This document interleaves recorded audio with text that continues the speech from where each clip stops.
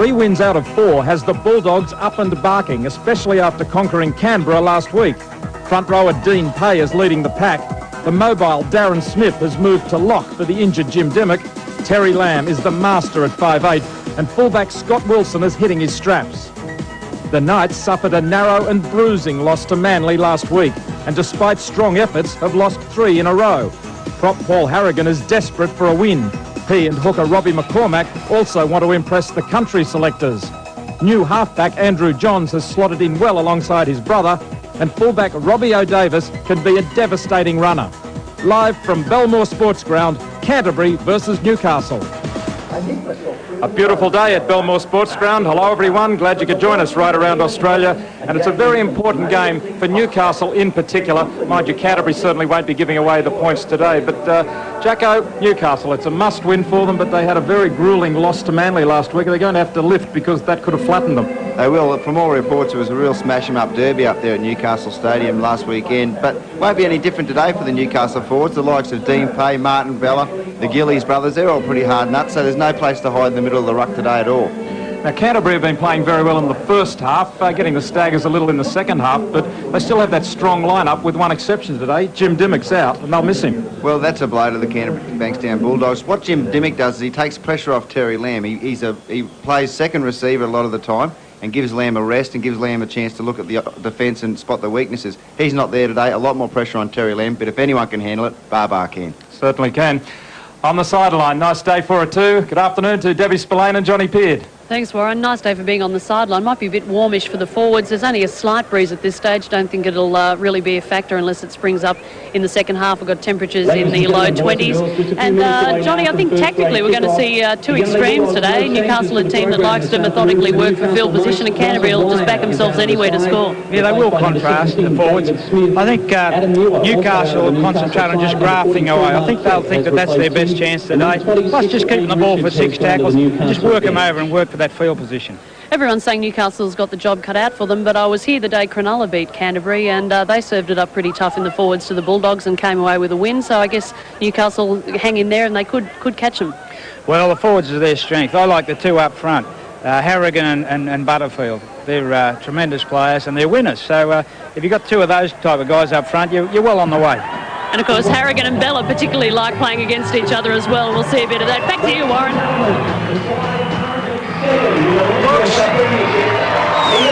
The fullback is Scott Wilson for the Bulldogs. Brett Dallas on one wing, Matthew Ryan and Jared McCracken in the centres. Daryl Halligan is the other winger. Terry Lamb, the captain at 5'8". Craig Polomata is the halfback. Darren Smith moves into lock forward for Jim Dimmock. Jason Smith, his brother, goes into the second row alongside Simon Gillies. And up front, it's Martin Bella, Ben Gillies and Dean Pay. We've got 3 sets of brothers on the field today. Of course, the Gillies and the Smiths for Canterbury and the Johns brothers for Newcastle. And here come the Knights. Robbie O'Davis at fullback, Jamie Ainscough on one wing, Nathan Barnes in the centres with David Smith coming into the lineup for Russell Wire, Matthew Johns at 5'8", Brad Godden of course on the other wing, Andrew Johns at halfback, Mark Glanville at lock forward, Paul Marquette comes into the second row alongside Steve Crow, and the front row is Paul Harrigan, Robbie McCormack and Tony Butterfield. Well, of course, Paul Harrigan last week, a much publicised stink with Mark Carroll. It was a very fiery encounter between those two. And there will be a minute's silence now for the highly respected referee and referees coordinator Dennis Braybrook, who unfortunately passed away this week. In 1970 and refereed over 100 first-grade matches. He was a member of the New South Wales Referees Association, vice president prior to joining the league. He received the honour of life membership of South Sydney and New South Wales Rugby League Referees Association. To his wife Therese, his son Mark and daughter Michelle, we extend our sympathies of all in rugby league. Ladies and gentlemen, a minute's silence.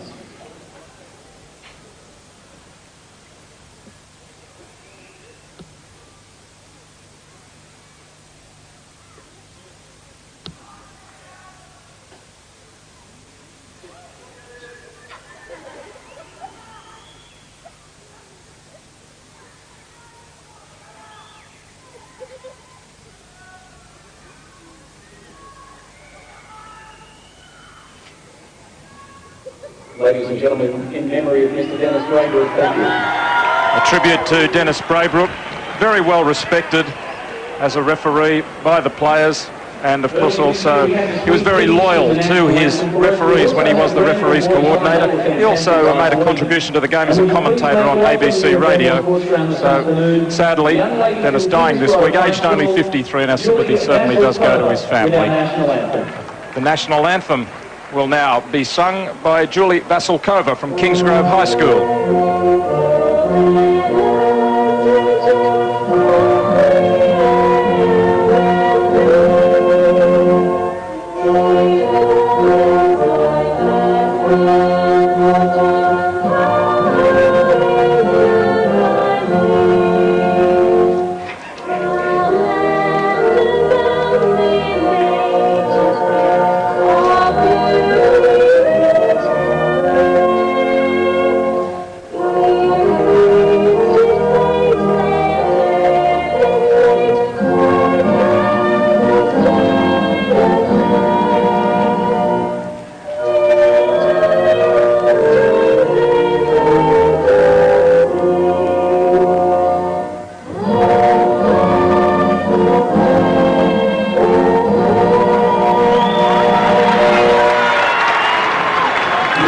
Enthusiastic reception for the national anthem.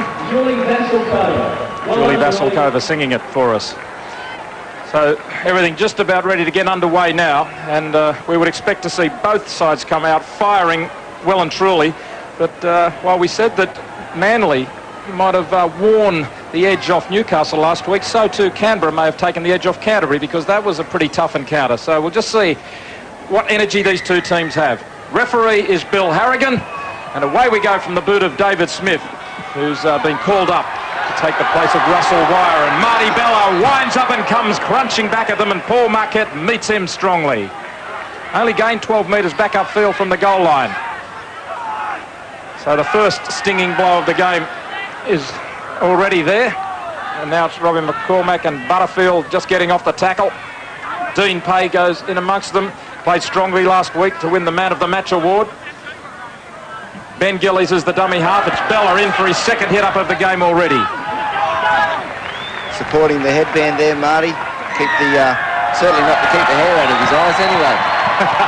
And the first penalty of the match goes against Newcastle, and the signal was interference in the play to ball, a hand on the ball. And Newcastle have a very poor record. This year they have already given away 47 penalties. And that compares with Canterbury, who have conceded just 27, so they've been ill-disciplined. Mind you, David Waite, in two of the games, has been subtly, if you like, critical of the refereeing. He was making observations, not criticism. Exactly. So Canterbury crossed the halfway after the tap, and it's Bella to play it again. So third hit up already for Marty Bella. Of course, he's taking on Paul Harrigan. It's two Origin props meeting, and the wide ball comes out to McCracken. A chance on the far side as Halligan comes back inside. Nice raid early in the tackle count, wide by Canterbury. Lamb, Polomouter outside him. Pay flings it on quickly to Gillies. They're keeping it alive nicely here. Over the top now to Dallas. Dallas running off Darren Smith close to the touchline. Just stays in the field of play. 20 metres out. Smith sneaks down the blind. Got it away, and lucky he did. Simon Gillies can't get hold of it. Lamb scoops it. Bella back to Lamb. Taking a few risks here, Canterbury, but so far they've managed to hold possession. Polomouter tries the kick. It wasn't the last tackle. Is it too deep? O'Davis comes across. It's gone touch in goal. Yeah, pretty ordinary kick there by Craig Polomouter. Nothing doing down that left-hand side. Just a stab in the dark. But Canterbury-Bankstown already exploiting the fact that Newcastle play a very compressed defensive line, and Terry Lamb deciding the best way to get through is not to go through the defensive line but go around it. And we saw Daryl Halligan and Brett Dallas both handle the ball in that set of 6 tackles. Both wingers. Those couple of changes won't have helped Newcastle's cause today. Adam Muir has been playing pretty well for them in the second row. Russell Wire in the centres. But David Smith and Paul Marquette have plenty of first-grade experience between them. Here's David Smith now, the former East player, who's been back with Newcastle for a couple of seasons. And the bench for Newcastle today is Darren Tracy and Wayne Richards. And fact, David Mullane had a shoulder reconstruction this week, and I believe he's in the Mater Hospital in Sydney, and everyone in Newcastle wanted me to say hello to him for them. Scott Wilson back near his goal line. Skirts away from Ainscough, taken by Marquette. In fact, the big name missing from the Newcastle side, of course, is Mark Sargent up front. He and Halligan are a formidable pair when they're both on the field together. Well, they're without doubt the best front row pairing in the competition, but Tony Butterfield, as Johnny Peard mentioned in the opener, Tony Butterfield's no mug. He's probably one of the toughest hitters in the game, and he won't let the Knights down this afternoon. Quick passing by Smith to Matthew Ryan, driven towards the touchline, just stays in the field of play. Strong tackling by Nathan Barnes that time. Warren, they got a lot of enthusiasm in the Newcastle camp about Nathan Barnes from Penrith. He's got a bit of toe, and that's an area where they've lacked in recent years. Now that's a great kick downfield by Polomauta. Fine's touch, just a few metres out from the corner. Yeah, Craig Polomauta using his rugby union skills, a former Ipswich Grammar schoolboy up there in Queensland, captain of the Australian schoolboys, I believe. Here he goes. The old torpedo spiral punt could land it on a 20-cent piece as it rolls into touch a couple of metres out. Great kick. Polomauta last year, the centre of a row over who he should represent in Origin football. Was Queensland claiming him because he grew up there, but Canterbury saying that he played his first junior football down here, and Polomauta seems happy to represent New South Wales. That was the decision, wasn't it? Oh, geez. Tell you what, he won't be allowed back at Lang Park, that lad. Might not be allowed across the border again. Here's Harrigan. Met and stopped. Good defence. May have done a bit of damage though. Simon Gillies is still down. No, it's not Gillies. One of the Canterbury players is injured in that tackle on Harrigan. McCormack with the ball. Can't get away from Jason Smith. Probably McCormack, one of the frontline contenders for that New South Wales hooking spot. And the ball has come loose. The crowd not too happy about it. I was just looking back, it was Dean Pay who was injured. That would be a huge blow to Canterbury-Bankstown. In tremendous form, Dean Pay, able to unload a ball. But more importantly, his defence, we see a penalty. Bill Harrigan awarding that Canterbury-Bankstown player had his hand in the play of the ball. So Newcastle, a relieving penalty. David Smith's a fairly long kicker of the ball. He's a round-the-corner style kicker and kicked many goals for Eastern Suburbs, but at this stage he looks like he'll look for touch. We see the replay. Yes, Darren. Oh, I don't know about that. Darren Smith, not so much interfering with the play, the ball is slowing it down. And of course, Darren Smith has got until Tuesday to accept an offer from Canterbury-Bankstown. He's had plenty of offers from the South Queensland Crushers as well as the Western Reds. And the Dean Pay injury may already have stirred the Canterbury bench into action. Mark Brokenshear's on the sideline. Sounds like you've got a frog in your throat, Debbie. I have. I haven't even been cheering for either side yet. 10 metres out here. Newcastle with a chance as Johns goes wide to Smith. Tackled well, though, by Polomauta.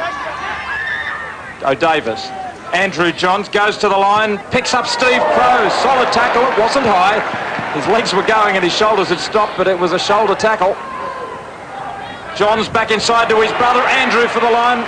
Loose pass, and Gillies has got it, but the penalty is gone for Newcastle. I think you'll find the penalty was for Paul Harrigan. Probably would have scored. Yes, sin bin. Good decision, Bill Harrigan. Paul Harrigan, his namesake, probably would have scored from that pass from Johns, but Jared McCracken has held him back. 10 minutes in the bin. Here we see Paul Harrigan, in a try-scoring position. I don't know about you, Warren, I don't know about you, Johnny Peard, but to me that could have almost been a penalty try. Yeah, look, we see the replay here. Harrigan in terrific position. His left arm was pinned, and that's the arm that would have caught that ball. It was a ball just in front of him. But these Johns boys, they're going to give some Canterbury some problems today because they've both got good feet and they run onto the ball. It's all right playing with the ball, but if you run onto the ball, you can cause problems, especially with good feet. They've both got excellent feet. Andrew Johns right in front of the posts, and the first points are on the board, but as Jacko raises the question of a penalty try, I mean, if the referee is sure a try would have been scored, he's entitled to award a penalty try. It's a good question you pose. Well, the only thing I can see why a try wouldn't have been scored if Paul Harrigan dropped the ball, and that close to the line, a simple little short pass, you'd have to say he was 90%, 95% chance of catching it. So certainly argument for a penalty try, but 2 points will do for the Knights. Newcastle leading 2 points to 0, and we've had 8 minutes of play. Last year it wasn't a happy day here for Newcastle. They were beaten 30 points to 0 at Belmore. That was Canterbury's biggest win ever over the Knights. Newcastle in the competition since 1988. There's those feet again, Warren. Good left footer by Johns. By the way, I got some information on Dean Pay. He's just gone to have a stitch apparently between the eyes. It's Andrew Johns up to the halfway. McCormack to Matthew Johns. Short pass for Butterfield. Managed to make a few metres. Tackled again by Polamatta, who's making some very effective tackles. Now Andrew Johns, the pass looked forward. They haven't managed to hold it in anyway, but the ref has spotted the forward pass. And away they go quickly with Wilson, off like a rabbit. Halligan may not have been onside there.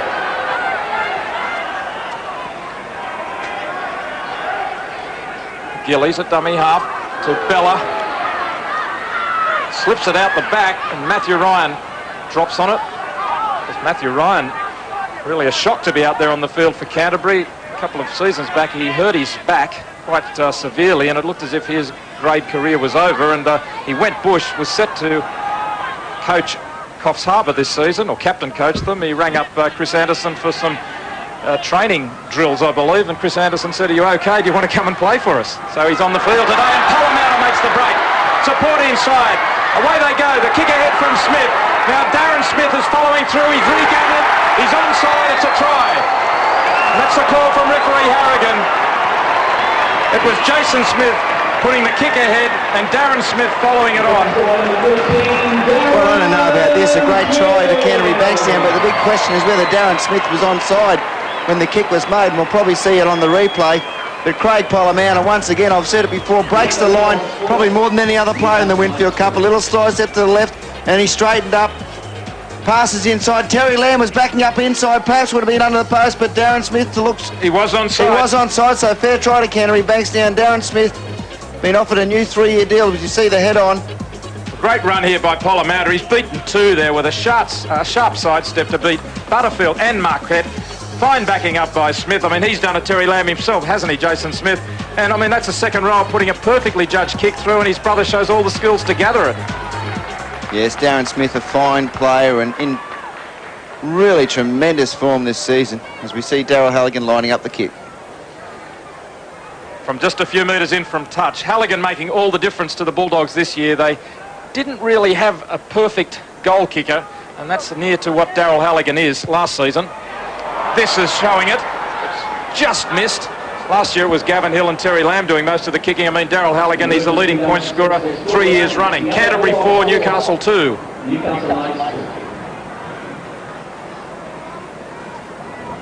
Yeah, this is the problem for front rowers. You see Butterfield comes up out of the line, but with the 10-metre rule, that gives little guys with good agility like Polamatta, you know, that little extra room, but finished off very well by the Smith brothers. Darren Smith scoring the try. He suffered bleeding from the brain midway through 92, and then was cleared to play again last year, and is really playing very strongly now. And he did well to drop back and get himself onside, because he was in fact in front of Jason Smith and dropped back to make sure he got behind him.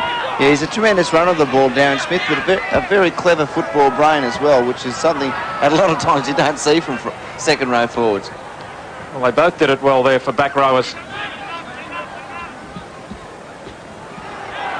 Bella, probably the biggest man on the field, Marty Bella.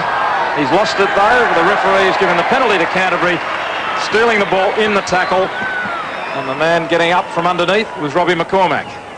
Well, Newcastle, here we see, look, Marty Bella trundling forward, definitely stealing the ball, ripping the balls. We see Bill Harrigan, another penalty. I'm not sure what that was for. I presume someone was talking, and he's given them another 10 metres, and that brings it within goal-kicking range for Halligan. John, you might have picked up, was it talking from Newcastle? Let's look at the monitor. I think the ball may have been kicked away. Warren? Bill Harrigan signalled to his foot, whatever that means. Got a Dean Pay up-paid. Apparently that 1 stitch has turned into about 6 stitches, but he will be on, they say, within the next few minutes back into the game. All from the knee of Paul Harrigan. I presume it was the knee because it was in a tackle on Harrigan. Now, Daryl Halligan, who was kicked 17 from 24 coming into this game, 71% success. Norths rode on his back for much of last year, even though they played some pretty good football as well. 42 metres out, close to centre field. The wind behind him, it's low. Is it long enough? Yes. It was low all the way, but it was strong and straight. Halligan takes Canterbury to a 6 points to 2 lead. There's Gary Hughes sitting alongside Chris Anderson, one of the former greats of the Hughes brothers. Of course, there's also the Mortimers, a history of brotherly talent in the Canterbury side. Well, they do call it the family club, Canterbury-Bankstown, and if that's rammed home, Peter Moore's got his daughters, his sons-in-laws, his uncles, his cousins. They've all got a job here. An extended football family. Lamb on his goal line, gives it to Bella. May not be the quickest man in the world to bring it out from that position, but he's got it back to the 20 because of his bulk. Good involvement too by Bella. The previous set just prior to last penalty, he took it up twice out of 3 rucks. Not bad involvement by the big bloke. Well, he's hit it up 7 times, Big Marty, all 117 kilograms of him. See, I think that's giving him a rap too. I think he might be a bit heavier than that. One of his legs would weigh 117 kilograms. 15 short of halfway with Polomouta, and the kick spears downfield. It's away from O'Davis. Robbie O'Davis, a fine attacking returner of kicks, but they wrap him up well. Polomouta, the kicker, was there with Ben Gillies. Godden goes in amongst them. Working it up towards halfway. Ainscough wants to play it. Almost drew a penalty. He was appealing for one. Andrew Johns sneaks down the blind side. Now it's Smith. Plenty of work back inside now for Ainscough. Terry Lamb chasing. 10 metres out, and he won't catch him, Terry Lamb. And that's tremendous work by Newcastle, particularly through Andrew Johns to see the blind side, but where was the defence? Yes, great anticipation by Andrew Johns. Seeing that there was a little bit of space down the left-hand side of the field, the short side. In my opinion, when I was playing, here it goes, Andrew Johns, he fakes one way, goes to the right, sidesteps Gillies, and there's the opening. Good ball here from David Smith, back over the top, inside to Andrew Johns again. And Jamie Ainscough, he's been a real find for the Newcastle Knights, a tremendous player, and he puts the ball down in the corner. Ainscough, who scored 14 tries in 22 games last year, but Andrew Johns was the one who had the awareness to see the opportunity. Daryl Halligan had just been drawn in because they were short. He was outnumbered, and Terry Lamb despairing as he came across trying to get to Ainscough. As I was saying, Warren, when I played football, the short blind side, I think, was an area of the field that wasn't exploited enough. I think there's a lot of room and a lot of breaks down there. Andrew Johns, 3rd highest point scorer in the competition from out wide, and he just misses. So both Halligan and Johns going very close but missing, and it's 6 points all. Just keep your eye on the man playing the ball. That's Ainscough. Good involvement. You see, Johns did well. He used his feet and deceived the second rower, number 11, Gillies. But there's Ainscough backing up on the inside after good work by Smith, who plays left centre. That's a good piece of work down the short side. Andrew Johns involved twice. Jared McCracken waiting to come back on. So Newcastle have scored a try against 12 men. Mark Brokenshire leaves for a rest. Or I should say he's warming up. He hasn't been out there yet. Or has he? He's been on for pay, hasn't he? Well, Pay was getting stitched up. Yeah, good point by Jared McCracken. In fact, we missed that. Probably one of the main reasons that try was scored was the fact that Jared McCracken was in the sin bin. So yeah, well, he's playing right centre, Jacko, and David Smith over on the left side of the field. That was probably an area that Canterbury overlooked. They didn't have McCracken there. Matthew Johns has a burst, can't crack them. Not too far from halfway. They go to that blind side again. Glanville beats one tackle, still going as Mark Glanville managed to shrug off Polomouta. first man in. Last tackle coming up now. Matthew Johns drives it in behind Dallas. Wilson may have to collect it. Dallas does get it. And he gets away from Andrew Johns, who really let him go. Great run by Dallas. Found some space. Fine return there. He could easily have been tackled. I think Andrew Johns thought the ball was going to go to Wilson and let him go. Well, that's great football by the little redhead. Went from a situation where he was surrounded by Newcastle Knights defenders to a 30-metre run. Good footy. Gillies to pull him out, taken by Glanville.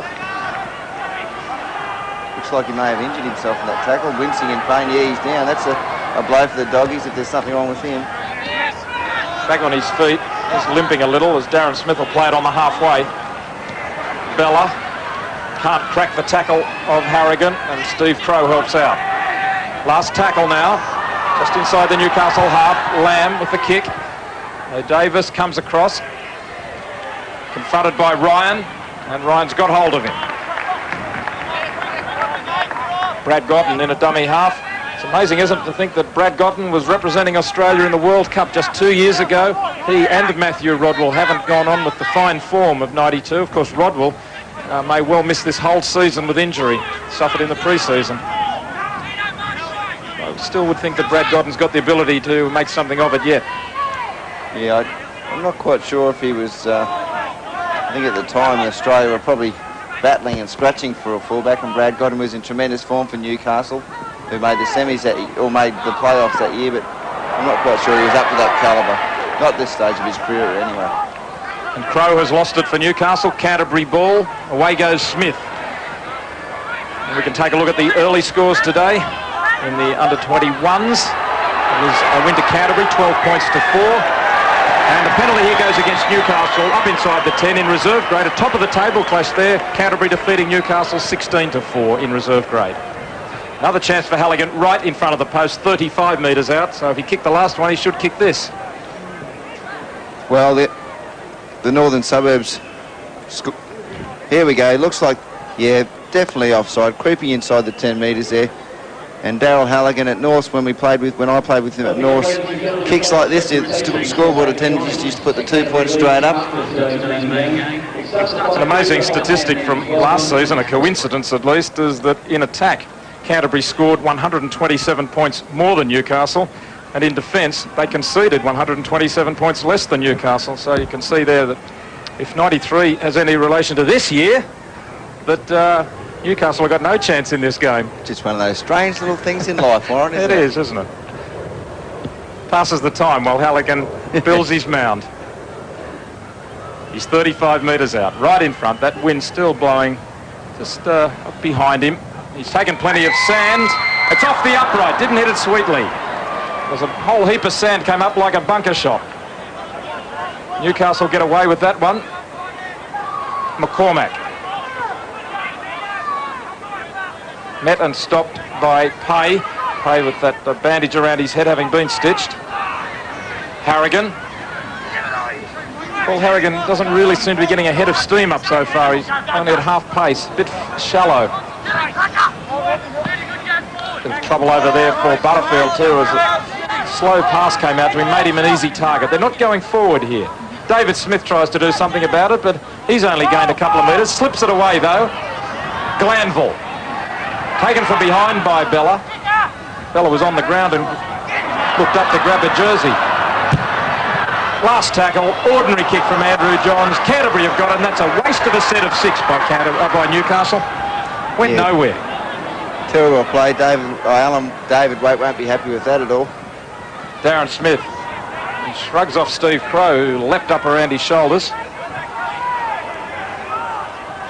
Wilson gets 10 metres. Chased by McCormack to bring him down. Ben Gillies to Simon Gillies.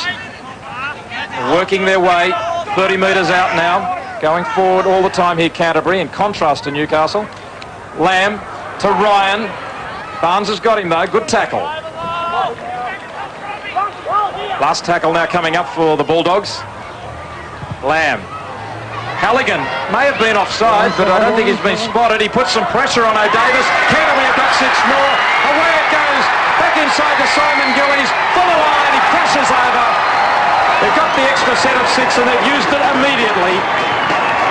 Polomata and Simon Gillies doing the damage. I thought they would run for the corner, but it came back inside. Yes, we see Terry Lamb putting up the bomb. Not a great kick by Terry Lamb, but certainly gave his chasers time to get through on it. Give Daryl Halligan a rap. Look how far he's come. He's come from the far wing to come across and put full pressure on Robbie O'Davis. Picked up by the Canterbury players to Gillies, to Jason Smith, back inside to Gillies, and he's over beside the post. The bomb, the Johnny Peard, gets him every time. I'd just like to know whether Halligan was onside, but we'll give him the benefit of the doubt. He came from a blind angle towards O'Davis to challenge, caused that error, and they kept it alive very nicely and a good awareness to swing it out. And it was Jason Smith there feeding the pass back inside. I thought that Jason Smith may have had a go himself, but he's been proved right because Simon Gillies scored. Yeah, here we see it again. Terry Lamb putting it high.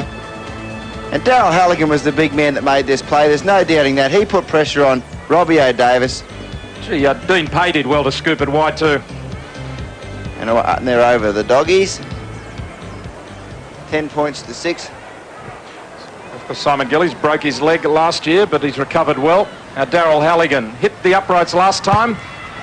Takes plenty of sand again, but the flags are up. And that's more like the usual Daryl Halligan. When he misses, you get a surprise. Canterbury move ahead by 12 points to 6. Yeah, good side capitalises on errors, and Newcastle made a mess of that last set of 6 when they couldn't get a decent clearing kick in. This is still a good avenue of attack on the 6 tackle. Just put the kick up. Plenty of chasers there. Terry Lamb, the boss in that field, but good interchange of passes then by Smith and, of course, the try scorer. 15 minutes to go in the first half. Of course, Canterbury, their record this season shows that they've started every game very strongly in the first half, often put a 15, 16-point lead on the board, then wavered in the second half for some unaccountable reason. Just too tired. But at the end of the day, they are winning. That's the main thing. Chris Anderson's very conscious of going forward. Every coach is, but particularly Chris Anderson. That's why he purchased Martin Bella. With the 10-metre rule, if you can hit it on the advantage line, you can really have teams going backwards, and that's what Canterbury builds a platform of, just taking the ball forward. Then they've got the skillful players on the edge of the ruck, like this fella. That pass goes astray, and Jason Smith has left it behind, but they've managed to hold on to it. No, Newcastle have got it. And you can see the reaction there from Chris Anderson. Doesn't say much, but what was that? He got the sugar. Was it sugar? So a chance for Newcastle, only 15 metres out. Johns feeding it to Crow. 10 out now. They have livened up their backline this year, Newcastle. There's a bit of speed out there. Matthew Johns to O'Davis. He really is a sharp runner, O'Davis, but well tackled by Smith, Darren Smith. Harrigan, still only 5 out. And the troops coming quickly for Canterbury, trying to slide to the left now. Matthew Johns goes back into the forwards. Last tackle coming up for the Knights now. McCormack tries a little kick himself. Canterbury fall on it. And it was Dean Pay. And they go wide here, Canterbury. They are. No, Polomata went back inside. Almost makes the break, but he had Brett Dallas outside. And he's a flyer, the Red Dallas. But Polomata is playing it safe near his own line. Probably not too bad an option. I think Darren Smith loves the lock forward role. He's a real floater in that role.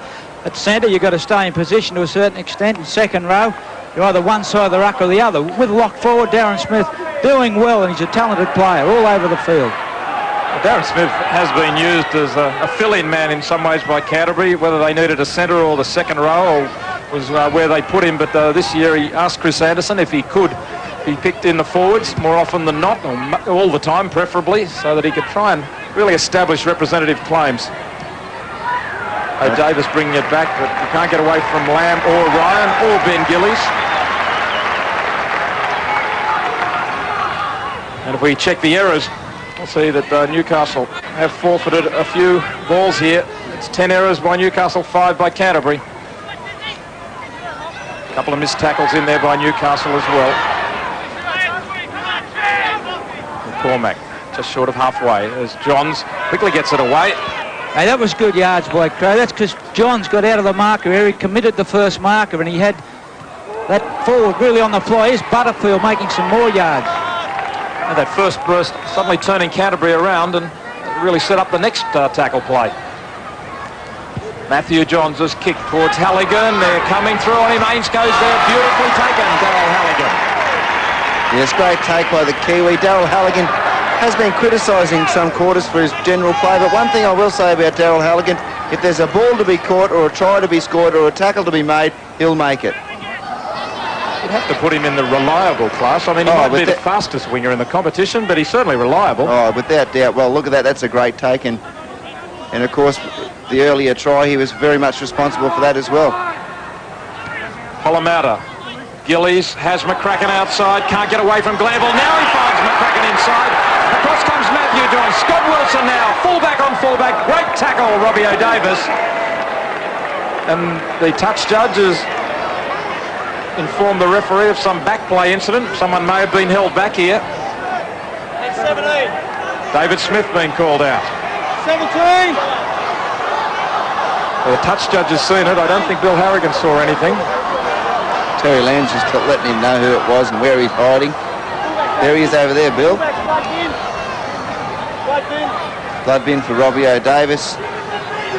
We'll see what he has. He'll have a chat, the touch judges. Can't see much blood on Robbie O'Davis. Oh, it must be on top of his head. Yeah, a bit of claret coming out of the top of the melon there.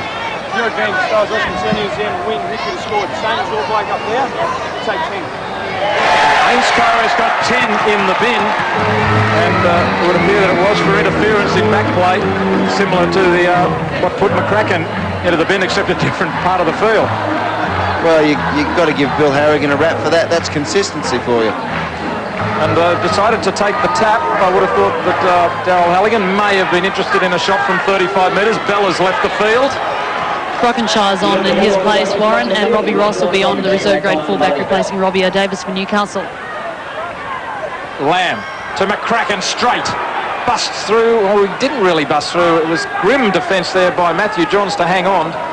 And then support defence arrived. Now Matthew Ryan does break the front line. Holds the pass up. Now he offloads it to McCracken.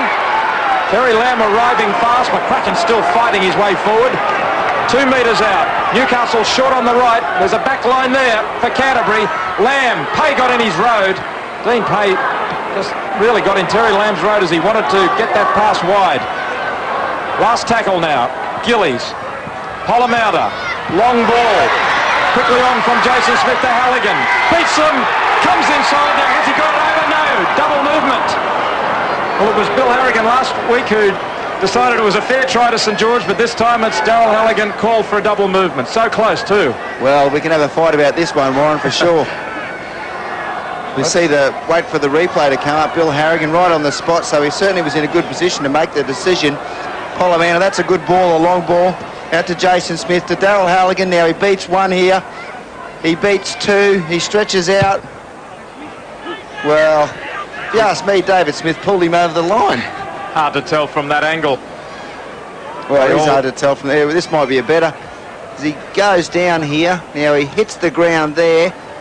I think he was pulled over the line by the Newcastle player, to be honest. Very similar to last week's incident in so many ways. I was talking to Mick Stone before the game and asking him what he thought about that double movement against St George, and he said it's been a very busy week and he hadn't had time to see the tape, but he did have a word with Bill Halligan about it, and Halligan was adamant it was a try. So, and I looked at the replay during the week. In fact, we've had a few letters about it, and I still think it was a very difficult decision, 50-50. Well, another one there. I think that one was a fair try. So it's Newcastle. They're cleared away from their goal line after that near thing, and they find touch 25 metres out from the Canterbury goal line. And David Waite, looking on, has had some worrying moments in the last 3 games. Will they get the points today? 12 points to 6 in favour of Canterbury. 7 minutes till half-time. Time in possession shows that Canterbury have had 57% of the ball, and correspondingly more metres gained, 760 v 636. Dallas. Certainly doesn't lack any heart, does he, young Brett Dallas? If there's nowhere to go, he puts the head down and runs flat out into the defensive line. There's competition for places in the Canterbury lineup. Dallas looking over his shoulder at Jason Williams all the time, because every time I've seen Jason Williams in first grade, he seems to be playing pretty well. Had a fine game last week against Canberra here. Canterbury spread right across field. Dallas is on this touchline. Hollomounter tries to slip it to Lamb. He's lost it out the back, but someone there to gather. Jason Smith. If you're going to take those chances, players have got to be awake to pick up the loose ball. Smith has covered up well there. Now Hollomounter has another go. Slips off a high-ish tackle by Halligan. He's causing some problems, Hollomounter, when he takes the line on. All stations have to be alert. In the Newcastle lineup, we've got Tracy on for Butterfield, and a bit of an update on Bellary. He's got a cork thigh, but he'll probably come back on. He's normally given a break at this stage of the game anyway. Nathan Barnes. Herded infield by Brokenshire. He didn't make the tackle, but he drove him towards Darren Smith. But now Darren Smith gives away the penalty. Didn't get off him to the referee's liking. Well, I think that's the second or even third penalty that Darren Smith's given away in the play the ball area. It's something that'll have to get out of his game. Yeah, probably not much you can do about that, but even before he was tripped over there, he did put his hand on the ball, which is a habit that is not a healthy habit to be in, especially with Bill Halligan as the referee. Halligan has certainly been consistent in his rulings. He's cracked down in a couple of areas, but he's been fair to both teams. Glanville to take the tap. Andrew Johns to Crow, and almost lifted there by Brokenshire.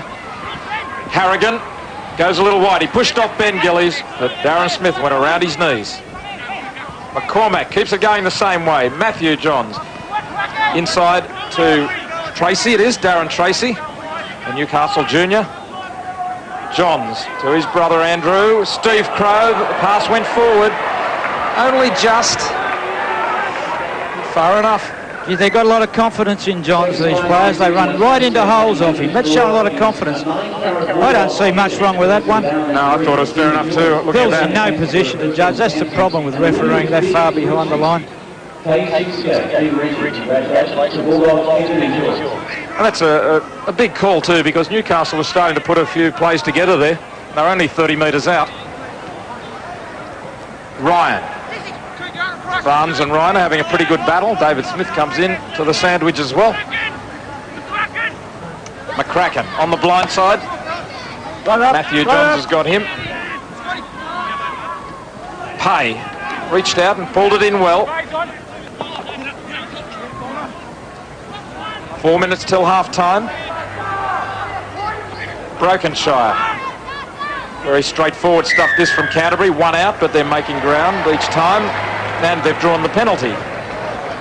Harrigan and Crow were the tacklers. Is that for using the hand underneath? Warren, it could. Just keep an eye on this. See Harrigan with his right arm? Ticket number 24. Jay Butcher, congratulations. He's got him in the squirrel grip. No, I think that was for Bill Harrigan actually called held, and they've tried to go on with the tackle, which in my opinion is always a hard call, because you try and hear the referee when there's 6,000 or 7,000 people screaming. Exactly. He's got a whistle. You don't have to blow it. Let alone when there's 20 or 30,000 people screaming.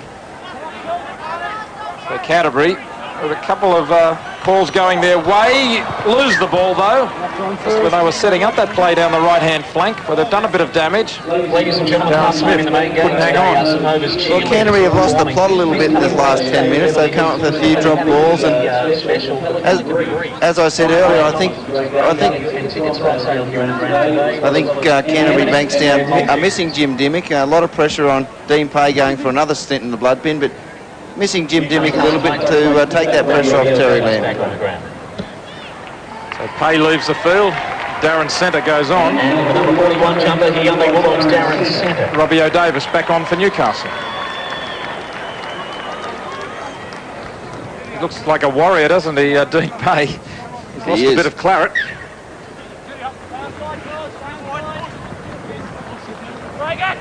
Canterbury have made 5 handling errors to Newcastle's 1. So their control hasn't been as good as Chris Anderson would like. Just pushing a few passes. It was nice feet by Matthew Johns, the 5'8", then beat Terry Lamb with a right foot step. They're going to be a real problem for teams, the Johns brothers. Well, they should have a pretty good understanding at the very least. Well, like most brothers, they do seem to have a good understanding. All those games in the backyard as youngsters. Ball put down by Crow. Pass was just a fraction low, probably entitled to take it. Wilson collects the pass off Lamb, which was a near forward pass. Pollamouta now. When I say a near forward pass, it means that from up here I'm not willing to call it unless I've got a replay. Gillies goes to the blind side. Ball out, Newcastle, Just over the halfway line. Canterbury leading 12 points to 6. Lamb standing wide. Ryan had to wait for it. Darren Smith does well. Keeps it alive. Back to Lamb. Basketball over the top to Dallas. Dallas trying to go down that touchline. Back on the inside is Ryan. Beautiful football by Brett Dallas. He beat Paul Marquette for speed to get down that line. Now they've got the penalty, and will someone be in the bin again? No reaction along that line from Bill Halligan this time, but Glanville was all over the top, or hanging on at least. They've taken the tap.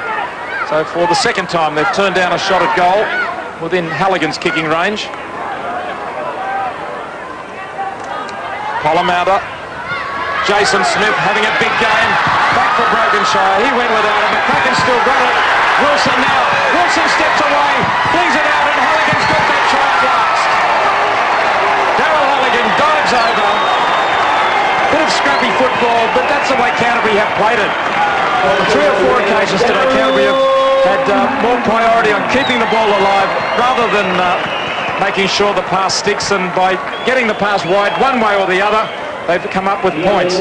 Great burst down one side by Brett Dallas, then they shifted it wide. Nice step here by Jason Smith. That pass did go astray, but McCracken manages to pick up, and by that time they were pretty well outflanked, and Scott Wilson beating one. No one in front of Daryl Halligan at this point. The little step in field by Wilson just drew the defence off the winger.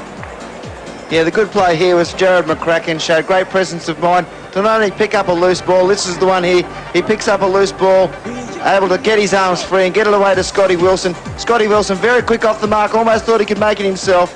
It plays it safe to the Kiwi Daryl Halligan, and he goes over in the corner. He deserves that try, Daryl Halligan. Very unlucky to be penalised for a double movement earlier, and of course involved in Canterbury's first try. So the man they called DJ, can he pop this one over from the sideline? Only inches in from that sideline too.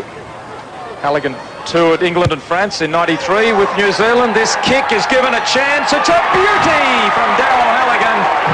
Fantastic kick. They don't come much harder than that.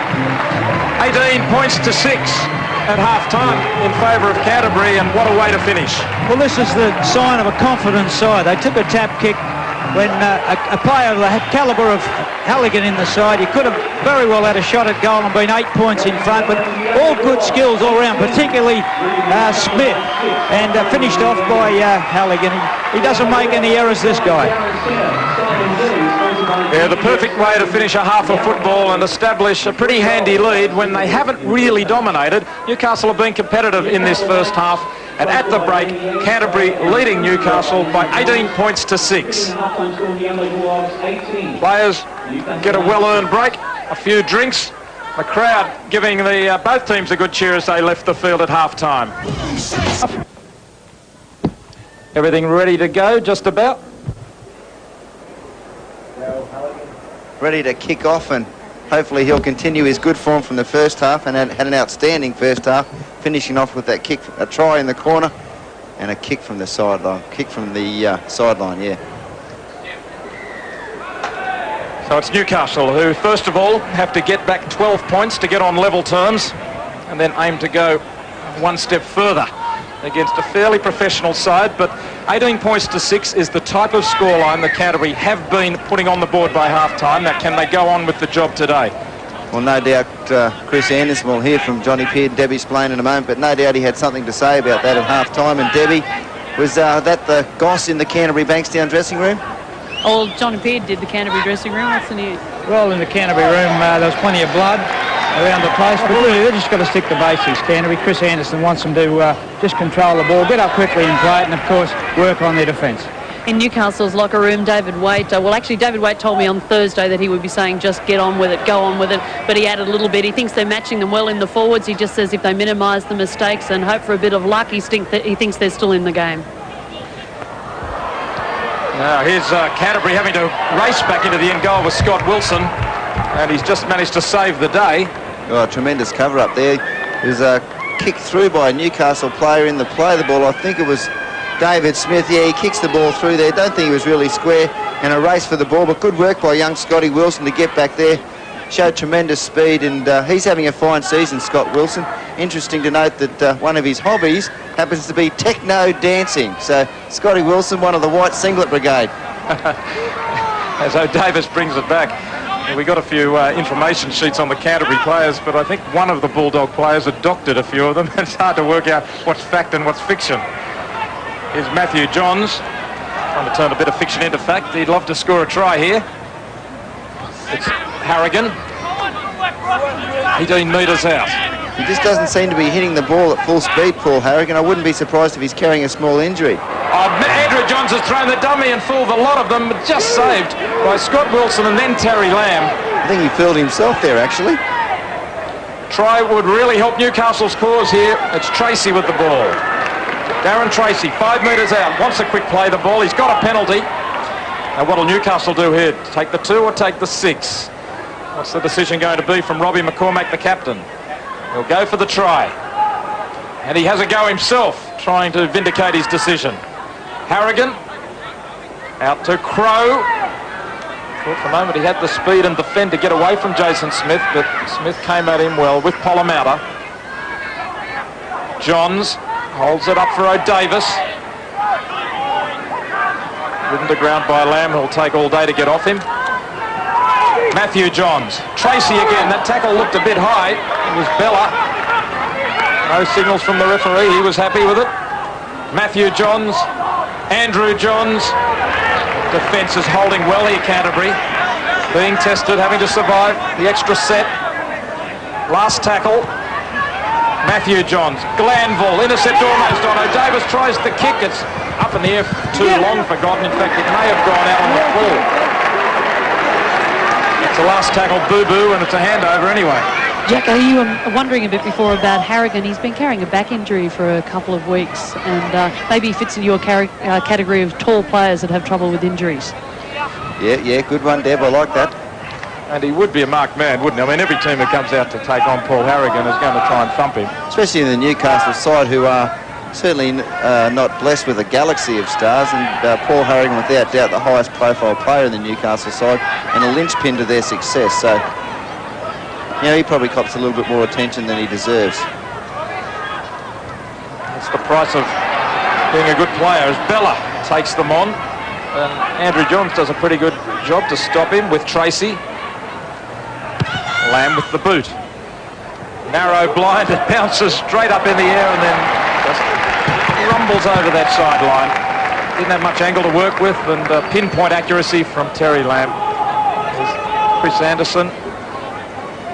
And the reserve grade coach up there, Phil Charlton, and they had a good win, as you mentioned, against the top of the table Newcastle. So Canterbury already successful in 2 grades, and at this stage at 18 points to 6, things are looking pretty good. Knights ball. Johns to Barnes. He's lost it. First tackle. Here's a chance for Canterbury. Lamb gets it to Dallas. He is knocked over. So they've saved that situation for now, but for how long? Darren Smith, 10 metres out. Lamb quickly snapping up that loose ball. Nathan Barnes making a horror mistake. Polomata. The little man, he's very strong. In fact, maybe he's not that little. Ben Gillies. They've used up a few here, Canterbury, just putting their head down, trying to burrow over. Polomata to Lamb. On the bounce to Dallas. Took that well because Godden was right up on top of him. Yeah, good defence, Brad Godden. Last tackle. Lamb. Stab kicks towards that in goal. Nathan Barnes is back there and tackled well. Well tackled by Scott Wilson. I thought Wilson was offside, Warren. Well, he followed through. The move was all set up. They both knew exactly what they were doing, so he should have stayed behind him. Let's have a look here. No, he was onside, Johnny Peart, I'm afraid. Just showed a bit of toe.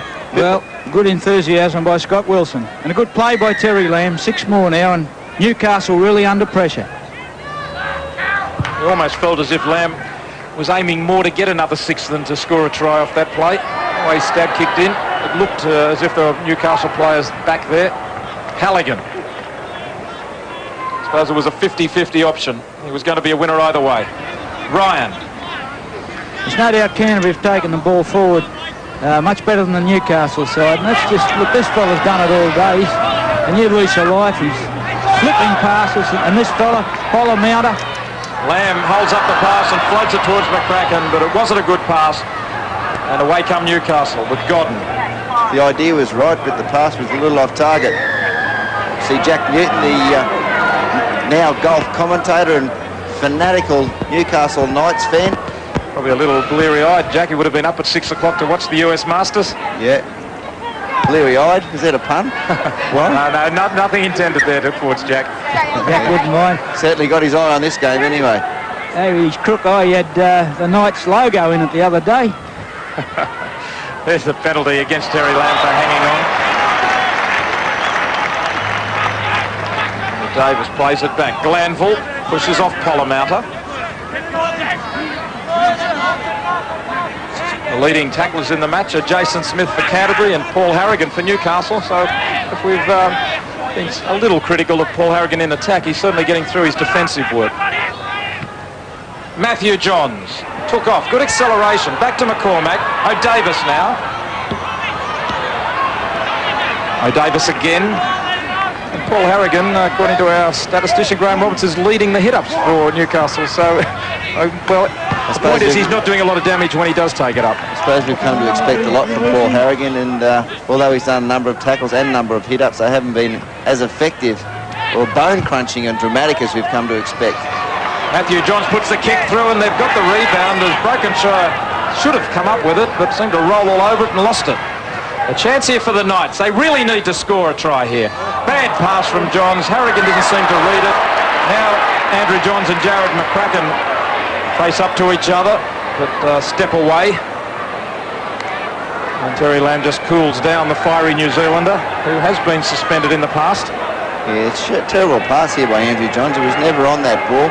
I think Andrew Johns is a good runner of the ball, John. I'd like to see him have a few more goes himself. Yeah, certainly with those feet, but he made an error then by running across field. I'd like to see him run across, then straighten with his feet. He's caused Canterbury some problems. He's got a good passing game either side. Gillies is knocked sideways. Solid defence by Andrew Johns. Some of the smaller men in the game have been making some very good tackles out there. Marquette flies in on Bella, who's lost the ball forward. They've regathered to force a scrum. It was a pretty good effort by Jason Smith just to dive on that loose ball. Unfortunately, diving on the loose ball nowadays doesn't come up with the same rewards, because 100% of them, you see Marty Bella twisting in the tackle, looking to unload. Oh, there might have been a hand in that by Paul Harrigan, but the referee let it go. From the scrum win, the ball comes out to Barnes. He hangs onto it this time. Makes no mistake as Ryan quickly moved up on him. Glanville goes wide, and O'Davis goes without it, running off Matthew Johns. Knock on, and these are the sort of errors that cost you a game. Newcastle, good attacking position there, 30 metres out from their own line. They come up with a spilt ball. They were working the old style Michael Hagan play, weren't they? O'Davis didn't get the pass in front of him, and on the burst couldn't hang on to it. Total of 13 handling errors, so that's a fairly scrappy game at this stage. It's been scrappy, but at times brilliant. Dallas.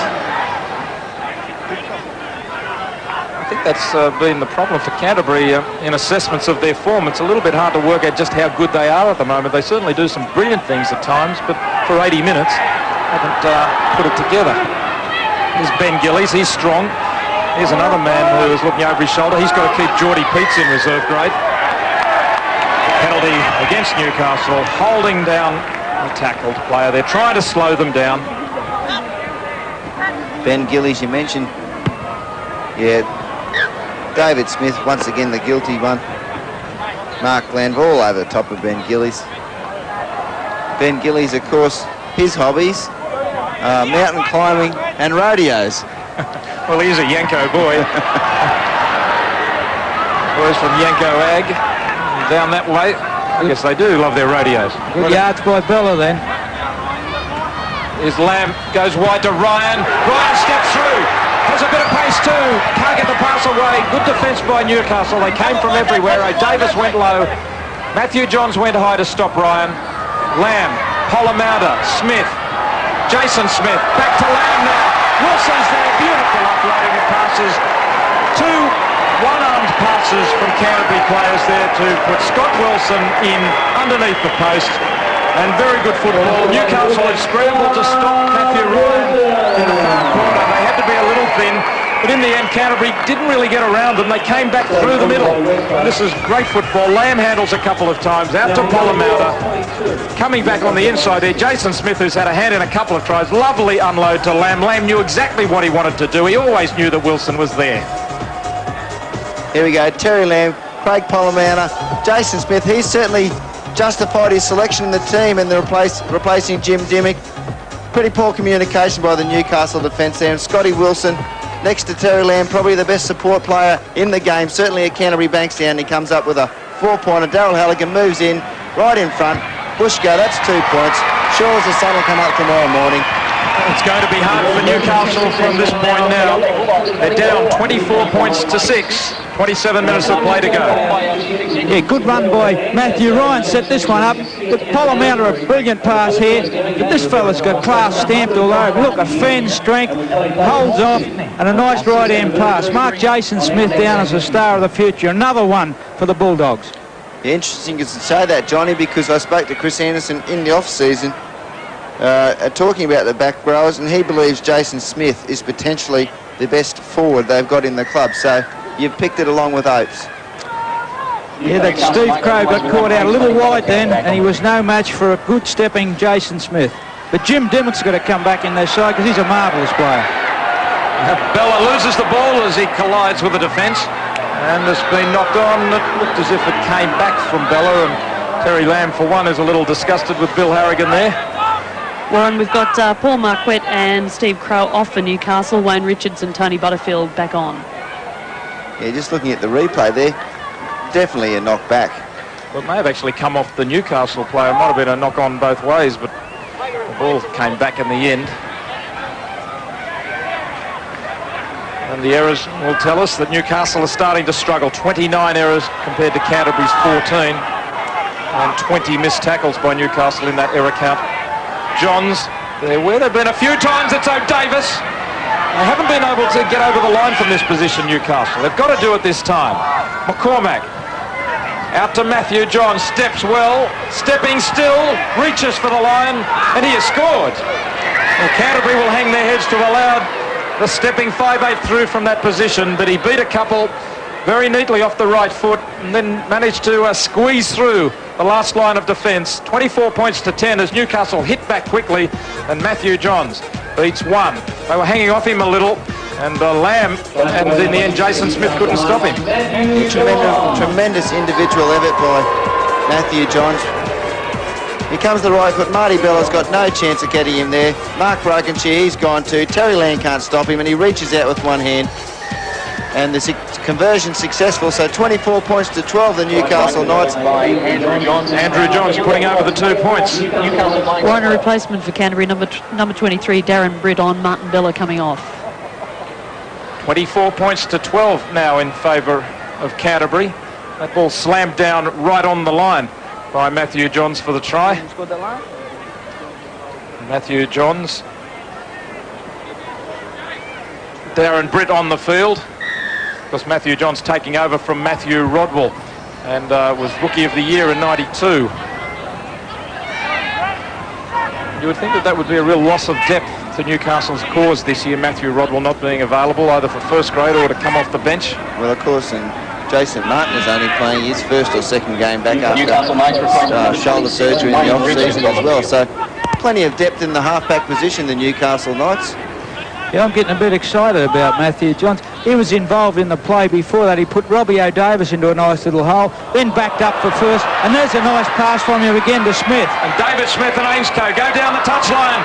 Ainscough still going, but the referee's called them back. Well, this is the pass from David Smith to Ainscough, and I thought it was okay as it went past us.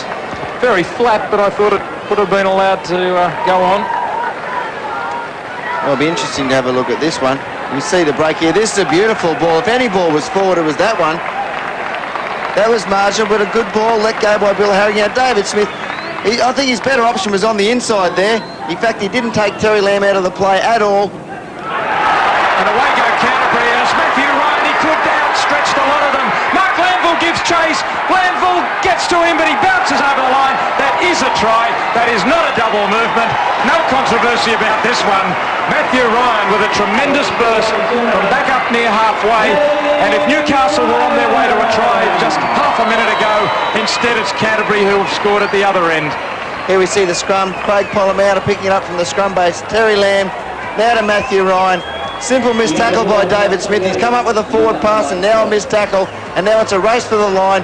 Mark Glanville, give him a rap. He's a lock forward. He's a big fella. He didn't give up, but just in the end, a little bit too much pace for Matthew Ryan. And the boy from the country, the ring-in from the country is over for Canterbury-Bankstown. And that should close the books down on the Newcastle Knights this afternoon. There's Glanville coming at him, but bang, and his momentum takes him over the line. Fair try.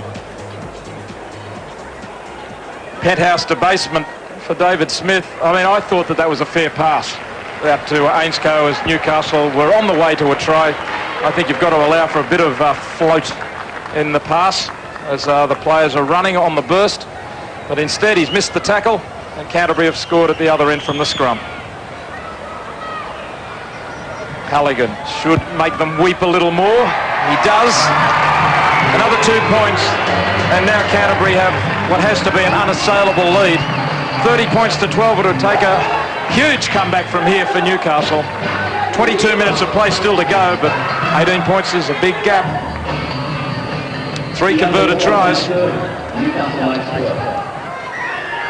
John, that's a lot of people in recent years have suggested that they should get rid of the scrums, but I think that try was a perfect indication. The scrums aren't that much of a contest for the ball now, but it does give the backs an opportunity to attack on an open field. Yeah, one-on-one, Peter, on that occasion. There's a high tackle there, but Robbie O'Davis was on the short side of the field. That's why once Matthew Ryan broke the line, he was home. It was Darren Britt taking it up, and Tony Butterfield went high. Gee, that was a pretty rough tackle, that one. I think we might hear more of that during the week. Well, we didn't hear too much about him last week in the end. Maybe that one was just a fraction worse. I'll let John Quayle and the men at headquarters have a look at it. Ben Gillies with the tap. Brokenshire met by some pretty solid defence. Newcastle must be very frustrated. They find themselves in a similar position to last week against Manly, where they lost a game that they could well have won today. Well, as it's turning out, they're not really in the hunt, but they very nearly scored a try a moment ago. Instead, it went the other way. And if they had scored, they still would have been in the game. He's a good judge, Chris Anderson, calling Matthew Ryan back from the country because he's showing a bit today. He's strong and he's got good feet. Geez, there's a lot of blokes with good feet out there, Petey. What are you, a chiropodist or something? Podiatrist. They've all got 2 of them. There's Pollamouta surrounded by Darren Tracy. No, I think you're dead in this game if you haven't got feet now.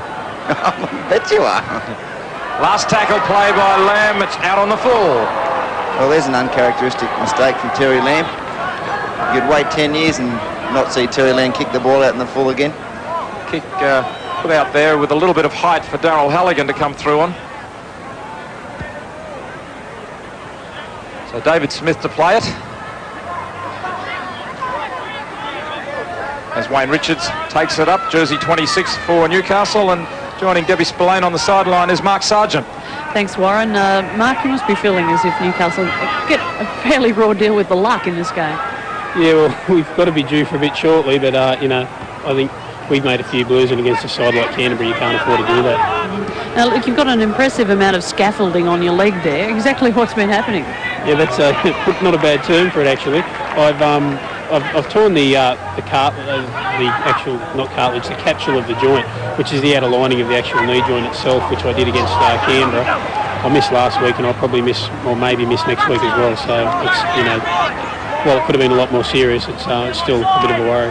So it looks a lot worse than it is.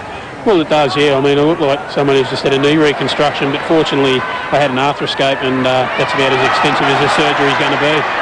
And Newcastle from here, I mean, they're not looking bad in a lot of these games. They're just not getting the wins. How's the spirit in the club? Well, obviously, to lose a couple of games narrowly at home has taken probably a little bit of wind out of our sails, but obviously, by the way the guys have played here, I know we're a long way behind on the scoreboard, but I think we've played pretty well, as you say. And, obviously the guys have still got their minds on the job. Okay, thanks, Mark. Good luck for the rest of the season. Thanks, David. Yes, it would be good to see Mark Sargent back on the field, and Newcastle certainly need him, but got the ball back here as Lamb and McCracken failed to pull off the inside switch. Now Davis has lost it back, and here goes Matthew Ryan again. No call back, away goes Ryan, and Mark Landell gives chase again, and a tremendous tackle, but can he stop him? Yes, he's done it this time. Tremendous defence and chasing by Mark Landell. Now that play the ball was clumsy, it's been allowed to go on, but now the penalty goes to Canterbury. Newcastle lose another man to the sin bin. Brad Godden tried to slow them down. He knew that if he allowed that play the ball, they'd probably score anyway. And they're going to take the tap here, Canterbury. And Godden hasn't left the field, he stays out there. The pass comes out to the winger, and Halligan dives over for the try. Now that was interesting because Brad Godden, who was on his way to the sin bin, continued to take part in the play because he was still on the field. He didn't stop the try anyway. So Halligan might have just caught the swinging arm as he dived over the line there, but he's got his second try for the game and a little bit of blood. I don't think he'll mind spilling it to get another 4-pointer. Here it is, it's spun out from Lamb. They moved it quickly. They knew that Newcastle was short. Newcastle was still half asleep. There it is, the high tackle. I certainly did clip him across the chops. Well, didn't show it up in the replay, but to me that's a high tackle. To me that's a penalty, I believe. I mean, well, there's a caution being handed out now to Ainscoe. Yeah. He was caught on the wrong foot. Well, I mean, the situation with the reckless tackle is if you are sidestepped, what the league are getting at, if you're a sidestep, you can't throw the arm out. You just can't throw the arm out. That is what is called a reckless tackle, and I think that should be taken further. Daryl Halligan, he's obviously, well, I know that he does wear a plate in his mouth, so he misses a couple of teeth already, and there might be a few more pegs going for after that, and it's just not good enough. Now that was Brad Godden being spoken to because he did stay on the field. He was actually on his way towards the sideline. Suddenly Canterbury threw the ball there, and I guess it was almost a natural reaction to stay and try and prevent a try, but now he goes on his way to the sin bin. So I guess you could say that Canterbury did score that try against 13 men rather than 12. 12 and a half, maybe. Yeah. But just getting back to the Ainscoe tackle. I disagree. I mean, I know he hit him across the face. It's illegal. He should be penalised. He could be in the sin bin, but I thought he was on the wrong foot. I mean, he's trying to stop a try. It's a pretty desperate situation. Well, a desperate situation or not, if you're beaten, what the league are getting at is you can't throw the arm out. If you're beaten, you just can't afford to throw the arm out and smack someone across the face and knock their teeth out, which is obviously what's happened. It'd be different if it's your teeth. Well, that's true. Halligan has got it again, has he? Yes. Daryl Halligan is really pleasing the Bulldog fans, and whatever Peter Moore did to encourage Daryl Halligan to leave North Sydney has been very successful. 36 points to 12. Hey, this is the error. David Smith just takes his eyes off the ball. Another error by the Newcastle side. That's really let them down today, and this fella shows he's got good pace. Glanville does very well, but we know he's got good speed for a second rower or back rower, and of course the ball went wide for Halligan to collect another try. What's your opinion on that tackle, John? If it plays completely beaten by a sidestep, is he give him the right to throw the arm out and hope that he might be able to collect something? Well, it wasn't intentional. I think there's plenty of high tackles. Butterfield got caught for what looked like an intentional high tackle. I think he's just protecting his side. He just instinctively threw his arm out. You'd do that. Well, I think you've forgotten what it's like to be a player already. Is it? I know it wasn't intentional, but certainly falls under the category of reckless, doesn't it? Well, not really. It's instinctive. If he had over again, he would have lowered it a little. He hasn't got time for a committee meeting out there, Jacko. Guys, can I bring us back to the game that's happening at the moment? Darren Centre has come on for Darren Smith in the Canterbury lineup. They're continuing to rotate those forwards. Another interesting point as that kick goes over the top of Robbie O'Davis is the format here of Matthew Ryan, because at the beginning of the season Chris Anderson put Brett Dallas in the centres. He obviously felt he had a problem in the centres because he then moved Dallas out, and he's put Ryan in the centre at the present time. And while I believe that they're still shopping around, there was talk of the Rugby Union International Craig Innes being sought. Ryan's played pretty well out there today. I think he's been outstanding, actually. Certainly in the top 2 or 3 Canterbury-Bankstown players. Scored a try and caused problems every time he touched the ball. He's got beautiful feet. Another thing I'd like to know, Jacko, seeing you were with Norths last year, were you aware of any dispute between Daryl Halligan and Peter Louis through last season? Because that is Daryl Halligan's pretense for leaving North Sydney. Well, the situation is, and I know this for a fact, is that Peter Louis said to Daryl Halligan, "Daryl, you're not my idea. Physically, you're not my idea of a winger." And attacked by Daryl Halligan, the man in question. And you know, I wasn't there when it was said, but I know Daryl Halligan well enough to know that you know, he wouldn't be telling me lies. There was certainly nothing personal between them. There was no personal ill feeling at all between them. It was just that Peter Louis looked upon Daryl Halligan as not the ideal winger that he was looking for. So you think that Halligan had some reason to want to leave the Bears? Well, I think he thought after Peter Louis said that, and after the purchase of Jason Taylor, who's a fine goal kicker himself, I think he believed that he might be spending the season in reserve grade, which he didn't want to do. Fair enough. Just that last penalty was against Newcastle for offside. Chasing through the kick was a magnificent take by Halligan, so he has done everything right today. And Newcastle continue to soldier on, but the scoreboard says 36 points to 12. And there's still 12 and a half minutes of misery. Canterbury could crack 40 yet if they can string a few passes together. Gillies. 10 metres inside the Newcastle half. Jason Smith. Gillies. Jason Smith now.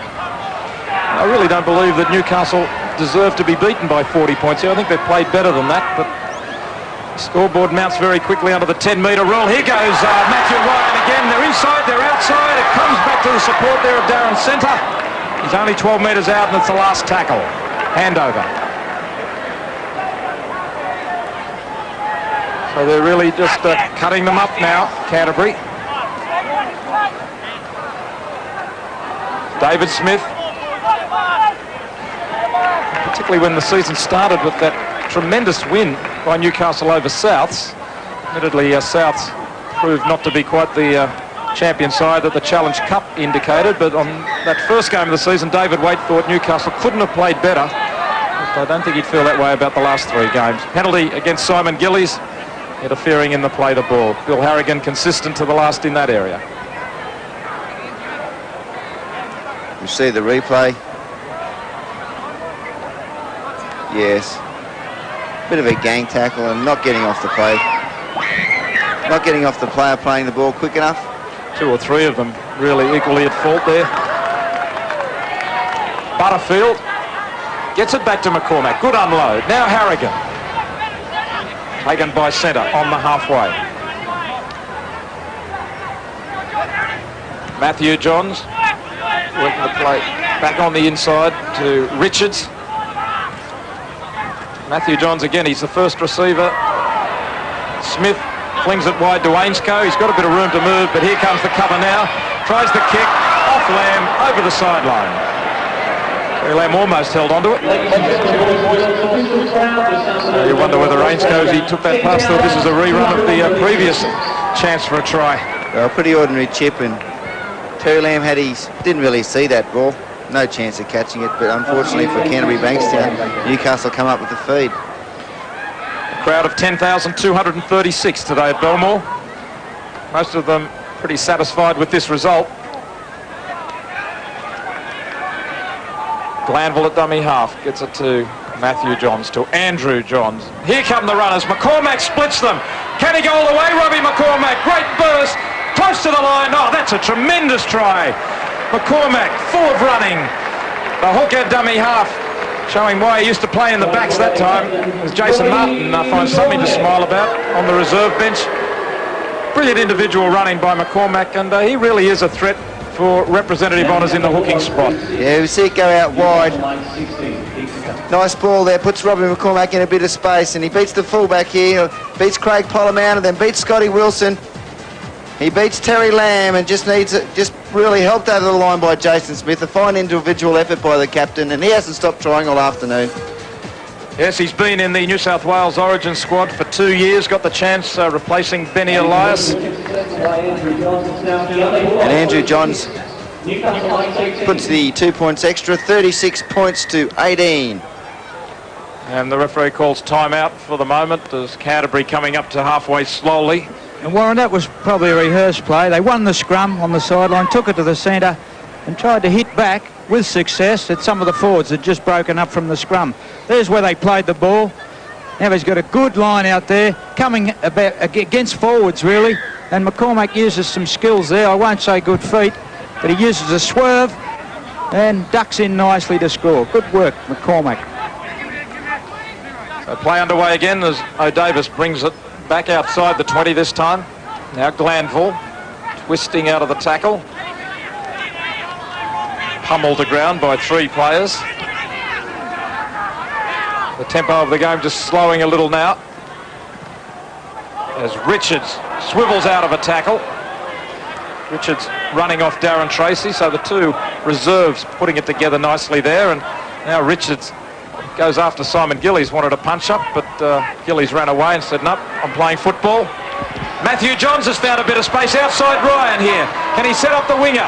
Barnes interfered with, he keeps going though. It was just a hand on his shoulder, maybe it wasn't interference. Wilson with a good tackle. McCormack darts away to the blind side. Newcastle full of running late in the game here. 7.5 minutes to go. Andrew Johns kicks right across field. Here comes David Smith. Knocked by the hand, I would say, of Halligan over the touchline.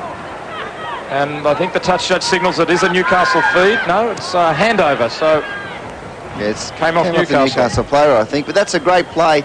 The kick across field, we've seen Willie Kahn and Alan Langer almost perfect it, and most clubs and most teams now have it as part of their arsenal. It's a variation on the bomb around the post, the bomb out wide. Jason Smith hits it up. Played very well, particularly in the first half, Jason Smith, but he's had a very good game up in the top grade today.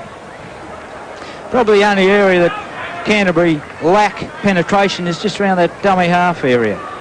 Otherwise, they're good all over the field. Well, they lost Jim Sedaris to Western Suburbs, John, and I think if he had been in this Canterbury-Bankstown team, their potency would have almost doubled, because he's a great runner of the football from dummy half. I agree, but they've still got plenty of ammunition, haven't they? Here's Brokenshire flicking one out to Scott Wilson. Hasn't Scott Wilson come on in the last 12 months? He's really starting to show some confidence in his own ability now. O'Davis accelerates up to full pace very quickly, but Terry Lamb there in defence. And the tackle count now shows Jason Smith, Ben Gillies and Simon Gillies leading the way for Canterbury. Paul Harrigan, Robbie McCormack and Steve Crow for Newcastle. Top tacklers on both sides have made 26 tackles. Glanville. He's only 28 metres out. Andrew Johns looking for Butterfield, but slammed to ground by Gillies. There's only 12 men in defence for Canterbury, as Darren Britt is putting a boot back on. Now he gets to his feet. 20 metres out. Switch from Johns to Johns. Back now to O'Davis. The kick ahead for Godden, and he was tackled really without the ball by Dallas, but Pollamount has gone upfield with it. He's got Wilson trying to position him, but he didn't realise that Barnes had come up. and made a meal of it there, Craig Polamatta. Yeah, what a great run from Craig Polamatta, but undid all his good work with that pass at the end, and I think that is a weakness in Craig Polamatta's game, his ability to draw and pass, and just his ability to handle and read a situation in a game.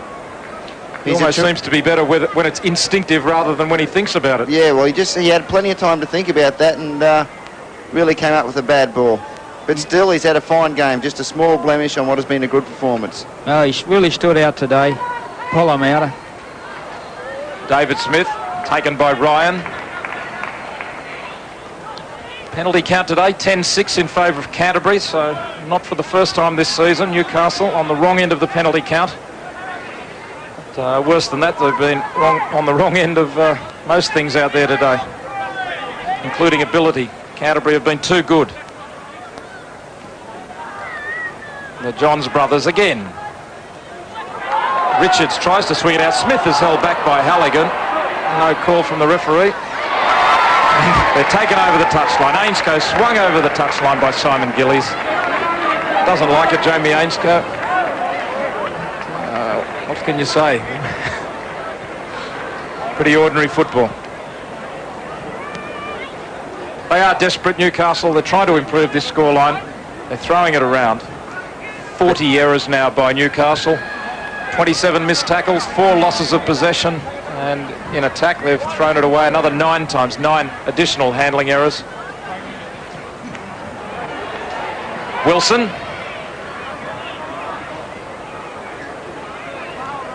Canterbury with that golden run in the 80s of 4 premierships, 80, 84, 85, 88, runners-up in 86. They're starting to show that they're going to be semi-finalists regularly here through the mid-90s as well.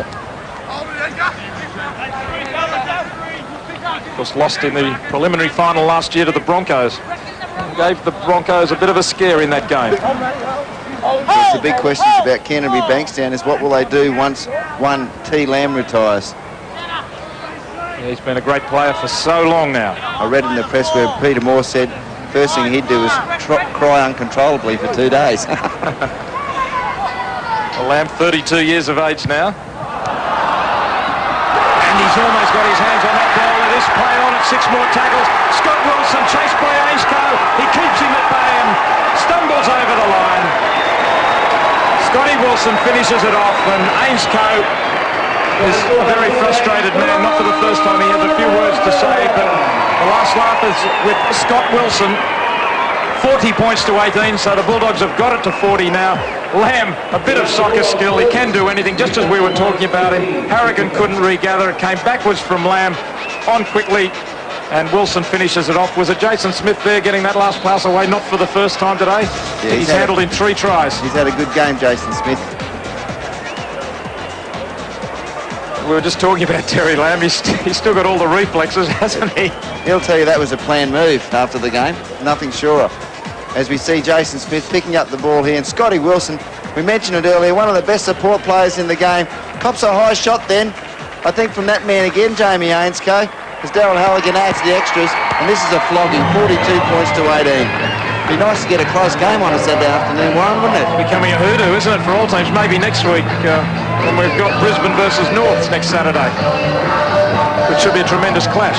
Yeah, this is as one-sided as a turkey shoot. Look at that, Terry Lamb, another concert performance. The curtains go up. This bloke does it week in, week out for 14 seasons. He's a marvellous player, and Scott Wilson, by the way, is in tremendous form, probably the form fullback in the competition.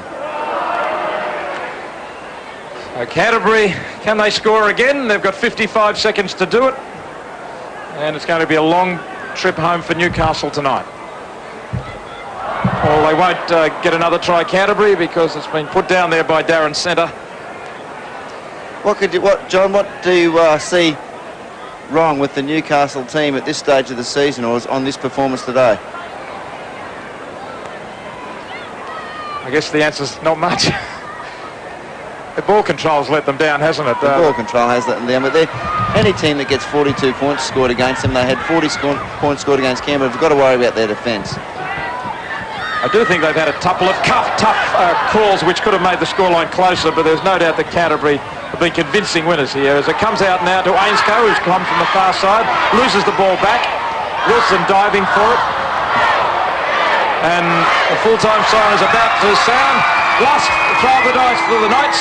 The kick ahead. Gillies loses it. Butterfield's there.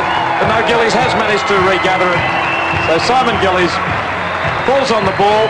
And Bill Halligan says, that's enough for today, fellows. As Peter Jackson points out, Saturdays are becoming a regular day for a flogging for someone.